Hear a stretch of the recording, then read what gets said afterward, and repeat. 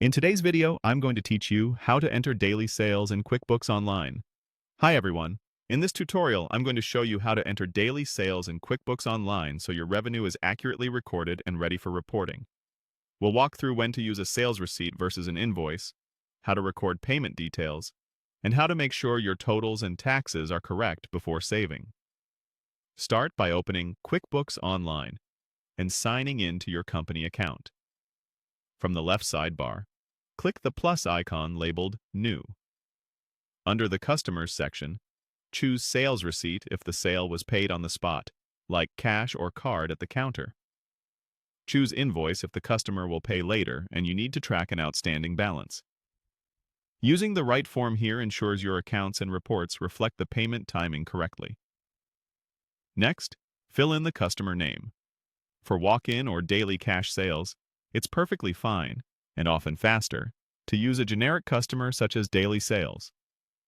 This helps you summarize a day's transactions without creating a new customer for every walk-in. Enter the payment method, such as cash, credit card, or check. Then select the deposit to account where the money will land, for example, your checking account. If you batch deposits or use a payment processor, you may choose undeposited funds to group multiple sales before recording a single bank deposit, which often makes bank reconciliation smoother. Add each product or service sold. Select items from your products and services list, then enter the quantity and the rate or price. QuickBooks will automatically calculate the amount for each line and the subtotal for the form. It's a good practice to make sure your items are mapped to the correct income accounts and that prices are up to date, so your sales reports stay accurate. If sales tax applies, add it now.